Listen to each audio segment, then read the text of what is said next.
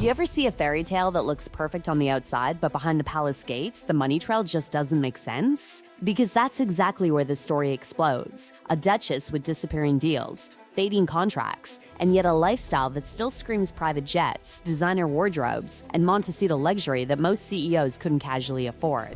I had to work hard to get the balance, but I think it's a book which is balanced. I think it's fair. The reader will make up his or her mind whether she's good or bad.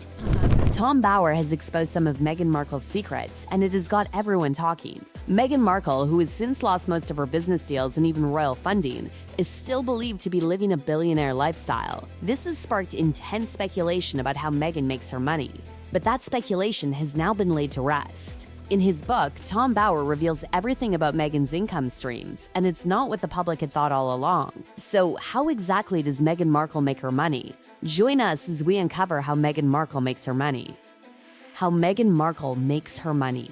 According to Tom Bower, Meghan lives a very wealthy lifestyle without having income that clearly matches it. That right there is a spark in a room full of gasoline. Because when a biographer known for digging up uncomfortable truths starts asking how the math isn't mathing, people lean in. And the picture he paints isn't about secret treasure chests or hidden royal vaults. It's about influence, access, and a world where wealth doesn't always show up on a payslip. For Meghan's own autobiography, which I'm sure she is penning, she is a good writer. Before the tiara, before the palace balcony waves, Meghan was a working actress. Respectable career, solid roll-on suits, steady income, but not the kind of Hollywood money that quietly builds empires. We're talking good TV money, not billionaire neighbor money. Yet even back then, the lifestyle whispers had already started. The travel, the elite circles, the rooms full of people whose bank accounts don't need press releases. According to Bower's portrayal, this wasn't accidental, it was positioning. Being in the right rooms, around the right people, at the right time. Not earning like a mogul, moving like someone who understood that proximity to power can sometimes be more valuable than a paycheck. Then came the royal chapter, the ultimate glow-up in public perception. The world assumed marriage into the monarchy meant unlimited wealth, endless security, and bottomless resources. But here's where the illusion cracks. Royal life, especially for someone not directly in line for the throne, isn't a personal ATM. Palaces aren't for sale. Crown jewels aren't pawn shop material. And royal protocol? That comes with more restrictions than revenue streams. When they stepped away, the safety net people assumed was there. Wasn't. No more public funding. No automatic security coverage. Just California, contracts, and a cost of living that would make hedge fund managers blink twice. Multi-million-dollar home, private security teams that reportedly cost millions per year, staff, travel, legal battles, image management. That meter doesn't just run, it sprints. When you compare Meghan Markle's known earnings with the cost of how she lives, the numbers do not line up. That single idea is the heartbeat of the entire controversy, because big headline deals don't always mean big guaranteed money. Streaming contracts sound like lottery wins, but they're often tied to performance, delivery, milestones.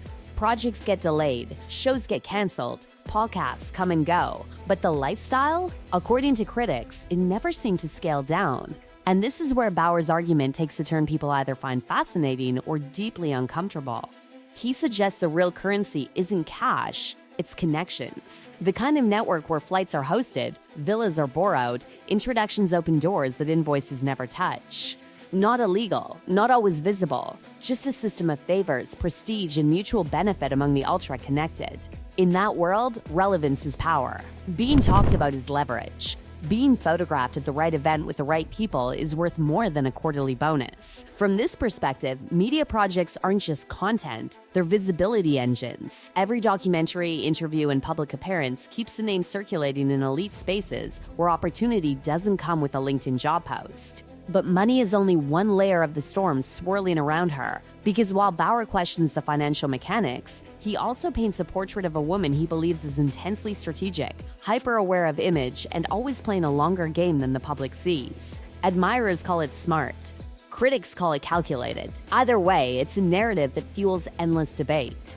Other writers see a completely different figure, a woman under crushing media pressure, navigating an ancient institution with modern instincts, trying to carve out independence while being judged in real time by millions. To them, stepping away wasn't strategy, it was survival. That's what makes this saga impossible to look away from. Every action has two storylines. A podcast is either a passion project or a branding move. A public speech is either advocacy or influence building. Silence is either dignity or quiet negotiation behind closed doors. And at the center of it all is a marriage that reshaped a prince's life, fractured royal routines, and split public opinion straight down the middle. Love story or power shift? Escape or reinvention? Depending on who you ask, it's either a modern fairy tale or the most disruptive royal plot twist in decades. What cannot be denied is this: the spotlight never really left. Deals may wobble, projects may stall, but the presence, the intrigue, the constant speculation about what's happening behind those Montecito gates,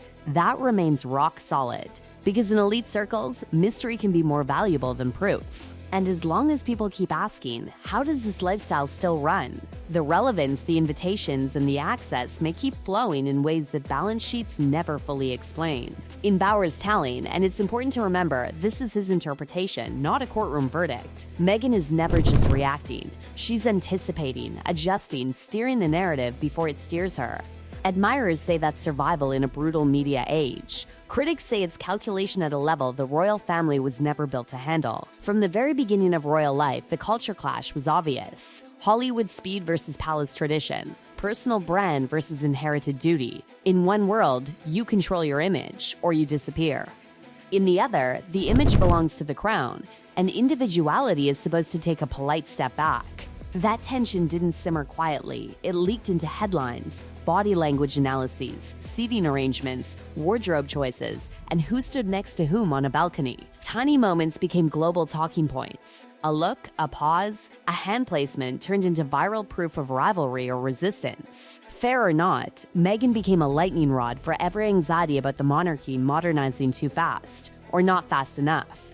Supporters argue she walked into an environment that underestimated how vicious modern media could be, especially toward a biracial American divorce who didn't grow up in aristocratic circles. They say she was judged before she even had a chance to settle in, that every misstep was magnified, every silence interpreted as attitude. Critics, including Bauer, see something else. They see someone who understood exactly how powerful narrative could be and wasn't afraid to use interviews, documentaries, and carefully timed appearances to reshape public sympathy. To them, the move to California wasn't retreat. It was repositioning on a global stage where she had more control. And then there's Harry, the prince who once seemed permanently welded to royal duty, military service, and charity work inside the palace system. After the relationship, his path changed dramatically. Again, interpretation splits. Some say he finally chose personal happiness and mental health over tradition. Others believe he drifted under the influence of a stronger media strategist, stepping further from his family than he ever expected. Bauer's narrative leans heavily into that second interpretation. He portrays Meghan as the driving force behind major decisions, the one with a clearer vision of life beyond the palace gates. Whether that's empowering or alarming depends entirely on who's telling the story. What makes this saga explosive is that every public move feeds both sides at once. A Netflix series becomes either a chance to tell their truth or a monetized grievance. A speech on social issues becomes heartfelt advocacy or brand maintenance. A legal battle becomes a stand for privacy or another chapter in a war with the press that keeps their names permanently trending. And through it all, the royal family's response has been famously restrained. No dramatic counter-interviews. No point-by-point rebuttals on talk shows. Just short statements, formal appearances, and an unspoken message. The institution moves slowly, and it doesn't publicly wrestle in the mud. That contrast only fuels the drama. A modern celebrity-style communication strategy on one side, centuries-old silence on the other. It's like watching two different centuries argue in real time. Meanwhile, other authors and journalists keep adding layers. Some highlight Meghan's pre-royal activism, her work on gender equality, her confidence in public speaking, painting a picture of someone who always aimed to use visibility for causes, not just fame. Others question judgment calls, timing, and whether certain explosive moments needed to be quite so public. The truth is likely tangled somewhere in the middle, buried under loyalty, hurt feelings, cultural differences, and the pressure of living as both a brand and a symbol.